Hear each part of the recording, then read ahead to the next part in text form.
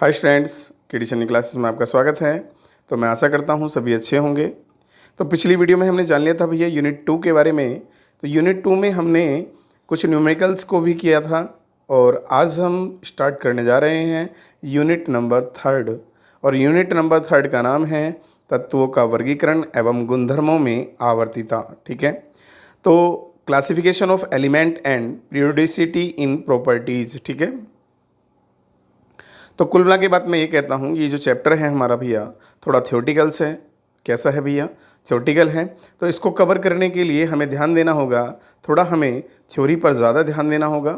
ठीक है, तो मैं कोशिश करूँगा इसको शॉर्ट में एनसीईआरटी बेस पर आपको अच्छे से तैयार करा दूँ। ठीक है, तो आपको ध्यान से समझकर चलना है। मैं छोटी छोटी वीडियो लेकर आऊँगा। तो भाई अगर वीडियो अच्छी लगे तो ज़्यादा से ज़्यादा शेयर करना, लाइक करना और चैनल को सब्सक्राइब करना। ठीक है, चलो भाई चलते हैं हम लोग। हमारा टर्म्स है यहाँ पर तत्वों का वर्गीकरण। ठीक है, तो यदि मैं कॉमन यहाँ पर बात कहूँ तो हमारे चैप्टर का नाम है तत्वों का वर्गीकरण एवं गुणधर्मों में आवर्तिता। ठीक है बेटे, तो यहाँ पर कॉमन पहले हम लोग क्लियर करके चलेंगे। जो यहाँ पर वर्गीकरण शब्द आया है ये होता क्या है? ठीक है बेटे, वर्गीकरण क्या होता है? ठीक है, इसको हम लोग यहाँ पर क्या करेंगे, कवर करके चलेंगे। ठीक है, तो वर्गीकरण को कवर करने के लिए मैं आपको बता दूं कि जो वर्गीकरण है ये होता क्या है। चलिए लाइक दिस, आपको यहाँ पर कुछ फ्रूट्स एवं क्या दिख रही होंगी, सब्जियाँ दिखाई दे रही होंगी, वेजिटेबल्स। तो उसमें कॉमन आपको ये ध्यान देना है कि यदि मैं फ्रूट्स की बात करूं, जैसे कि मान लो हमारे पास क्या है, एप्पल है, सेब है, या मैं बात करूं जैसे कि हमारे पास टमाटो है, या फिर हमारे पास क्या है भैया, नींबू है। ठीक है, अंगूर है। ठीक है, या फिर मैं बात करता हूं यहाँ पर हमारी क्या है, कीवी है। यहाँ पर क्या है हमारा भैया, खीरा है। यहाँ पर क्या है हमारी हरी मिर्च है, बैंगन है। ठीक है, तो कॉमन यहाँ पर क्या है, एक सिस्टम क्या है, मिक्स है। और मिक्स में क्या है, यहाँ पर फ्रूट्स भी हैं और वेजिटेबल्स भी हैं। यदि मैं आपसे कहूँ कि इनमें से सिर्फ एक फ्रूट वर्ग के बारे में बताइए तो आप लोग फलों के वर्ग में किस किस को उठाओगे? सबसे पहली बात तो सबसे पहले भैया किसको उठाओगे आप? एप्पल को उठाओगे, फिर कीवी को उठाओगे, है ना।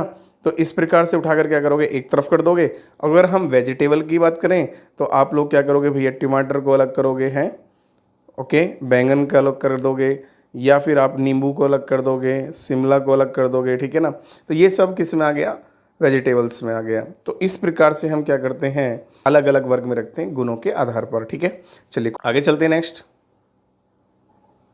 चलिए भाई यहाँ पर क्लियर करते हैं हम आवर्तिता का अर्थ क्या है। ठीक है बेटे, तो आवर्तिता का जो अर्थ होता है वो क्या होता है भैया, निश्चित अंतराल के पश्चात समान गुणों की होने वाली क्या भैया, पुनरावृत्ति। पुनरावृत्ति का मतलब होता है बार बार दोहराना से होता है। कैसे होता है इसको मैं बहुत अच्छे से समझा के चलता हूँ आपको।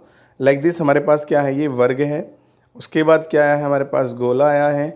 उसके बाद हमारे पास क्या आया है भैया, एरो आया है। ठीक है, तो कुल मिला के बाद क्या है, फिर से पुनरावृत्ति होने का मतलब है वर्ग के नीचे कौन आ गया है भैया, वर्ग आ गया है। फिर ठीक है, फिर गोले के नीचे क्या आया है, गोला आया है। और एरो के नीचे क्या आया है, एरो। तो आप लोग ध्यान देंगे, अब यहाँ पर सेम प्रॉपर्टी है दोनों की। लाइक दिस, भले ही आकार छोटा बड़ा है लेकिन है तो क्या भैया हमारे पास यहाँ पर वर्ग ही हैं। तो उसी प्रकार से लाइक दिस, जैसे कि हमारा यहाँ पर क्या आया है, गोला आया है।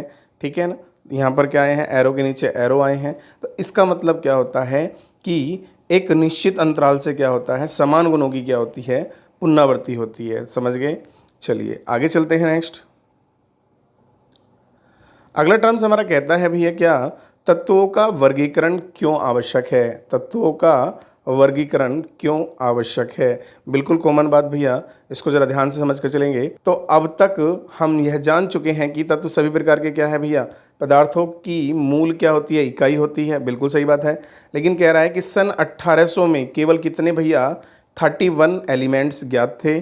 और 1865 में मतलब 1865 तक कितने तत्व ज्ञात हो गए भैया, 63 तत्वों की जानकारी हो गई। और आजकल लगभग 118 तत्वों के बारे में क्या है भैया, पता है। बिल्कुल बढ़िया बात है भैया, 118 तत्वों की खोज आज तक हो चुकी है।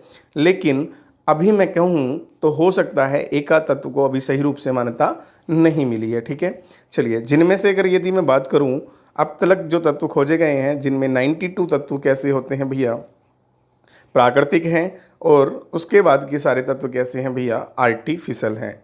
चलें आगे।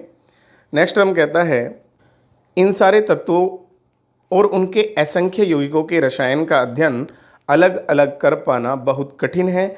इस कठिनाई को दूर करने के लिए वैज्ञानिकों ने तत्वों का वर्गीकरण करके इस अध्ययन को क्या किया भैया, संगठित किया और क्या बनाया भैया, आसान बनाया। ठीक है, अब संगठित किया और आसान बनाया, कैसे आसान बनाया उसको भी हम लोग क्लियर कर लेते हैं। ठीक है, इसका एक एग्जाम्पल मैं आपको बहुत अच्छा सा देता हूँ, लाइक दिस। जैसे कि कुछ बच्चे कार्टून्स देखते हैं मोटू पतलू। ठीक है भाई, मोटू पतलू में मोटू और पतलू को अलग अलग नाम क्यों दिया गया भैया, उनकी प्रॉपर्टी मतलब आई मीन पतले को पतले के आधार पर, मोटू को मोटू के आधार पर क्या दिया गया, नाम दिया गया। ऐसे ही तत्वों को उनके गुणों के आधार पर अलग अलग वर्गों में बांटा। ठीक है, चलते हैं नेक्स्ट आगे।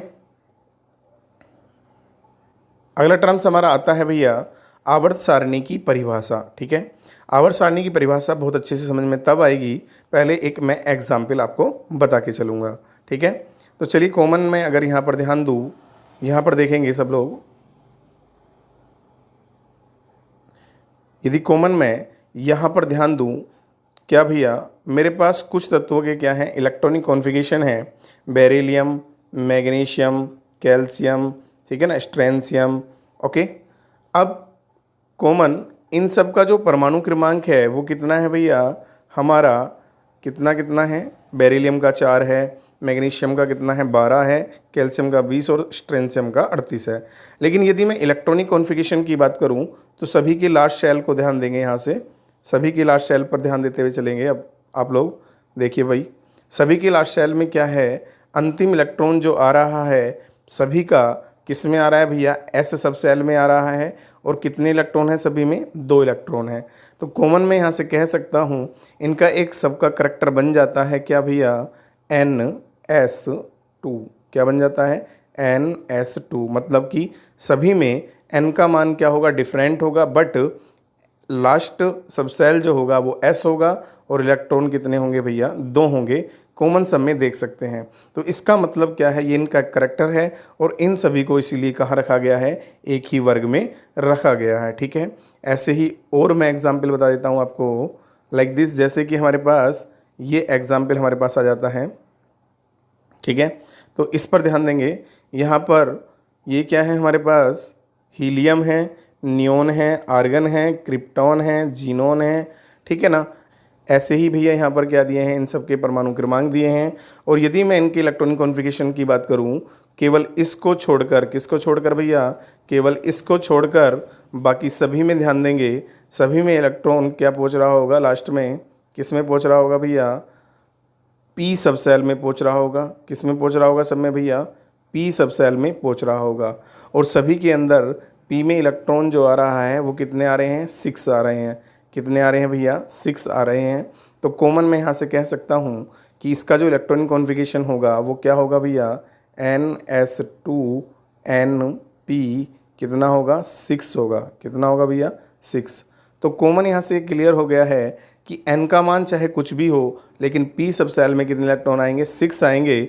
लेकिन इसीलिए गुणों के आधार पर इन सभी एलिमेंटों को किस में रखा गया भैया, एक ही वर्ग में रखा गया है। ठीक है ना, लेकिन हीलियम के पास भले ही किस में भैया इलेक्ट्रॉन S सब सेल में जा रहे हों, लेकिन गुणों में समानता ये किनके साथ करता है, नियोन, आर्गन और क्रिप्टॉन के साथ ही करता है। चलिए, तो इसी प्रकार से इनको एक वर्ग में रखा गया। तो कॉमन यहाँ से अब हमारा क्लियर हो जाता है क्या भैया, चलिए तो भी यहाँ से क्लियर कर लेते हैं हम आवर्त सारणी की परिभाषा। तो आवर्त सारणी में क्या कह रहा है कॉमन, तो आवर्त सारणी वह सारणी है जिसमें तत्वों को इस प्रकार समायोजित किया जाता है कि एक ही प्रकार के गुण वाले तत्वों को एक साथ एक ही वर्ग में तथा भिन्न भिन्न गुणों वाले तत्वों को भिन्न भिन्न वर्गों में रखा जाता है। बहुत अच्छे से ये अभी आगे समझ में आएगी। कॉमन यहाँ से डेफिनेशन क्लियर हो जाती है। चलते हैं आगे। अगला टर्म्स हमारा आता है भैया क्या, आवर्त सारणी की उत्पत्ति। क्या आता है भैया, आवर्त सारणी की उत्पत्ति, जिसमें हम लोग पढ़ने वाले हैं डॉ-बोराइनर के त्रियक नियम। ठीक है ना, डॉ-बोराइनर के त्रियक नियम। तो चलिए इसको भी पहले हम एग्जाम्पल से समझते हैं। तो डो बोराइनर ने क्या किया भैया, तीन तीन तत्वों के क्या बनाए भैया, हमारे त्रिक बनाए। ठीक है, क्या बनाए, त्रिक बनाए, मतलब तीन तीन तत्वों के त्रिक बनाकर उन्होंने कहा कि जो प्रथम तत्व होता है और अंतिम तत्व होता है उनके परमाणु द्रव्यमान का जो औसत होता है वो बीच वाले तत्व के परमाणु द्रव्यमान के बराबर होता है या परमाणु द्रव्यमान होता है। ठीक है ना, और गुणों में भी क्या होती है, इनमें समानता होती है। लाइक दिस, जैसे कि यहाँ 7 है और यहाँ पर कितना है, 39 है। तो दोनों को ऐड करने पर कितना आता है हमारा, 39 और 7 को ऐड करेंगे तो हमारे पास 46 आएगा और 2 से डिवाइड करने पर हमारा कितना आ जाएगा भैया, 23 आ जाएगा। तो कॉमन यहाँ पर ध्यान दें कि ये किससे मैच खा रहा है भैया, बीच वाले एलिमेंट से मैच खा रहा है। ये क्या है, इसका परमाणु भार है। तो इसी प्रकार से उन्होंने और त्रियक दिए लाइक दिस, किस किस के लिए भैया, तो इसी प्रकार से भैया कैल्शियम, स्ट्रेंशियम, बेरियम और किसमें भैया, क्लोरीन, ब्रोमीन, आयोडीन के लिए उन्होंने क्या बनाए, त्रिक बनाए। लेकिन कॉमन बात ध्यान रखेंगे, यहाँ पर कैल्शियम और किसका भैया, बेरियम का जो परमाणु द्रव्यमान है उनके योग का जो औसत होता है वो कितना होता है भैया, 85.5 होता है, जो किसके बराबर होता है भैया, हमारे स्ट्रेंशियम के बराबर होता है। ठीक है ना, तो 0.5 पर कॉमन ध्यान नहीं देंगे क्योंकि लगभग में होता है, चलेगा। उसके बाद इसी प्रकार से हमारा किस में आ जाता है भैया, क्लोरीन, आयोडीन का औसत किसके बराबर होता है भैया, हमारा ब्रोमीन के बराबर होता है। ठीक है, लेकिन उनके केवल उन्होंने 3 त्रिक बनाए, लेकिन 3 त्रिक के बाद उनका ये परिणाम क्या रहा भैया, विफल रहा। तो चलिए कॉमन डेफिनेशन से क्लियर कर लेते हैं इसको।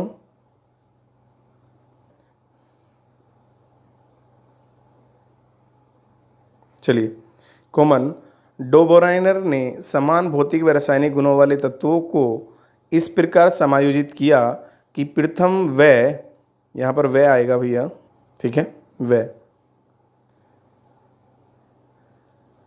तीसरे तत्व के परमाणु द्रव्यमान का औसत दूसरे तत्व के परमाणु द्रव्यमान के लगभग क्या होता है भैया, बराबर होता है।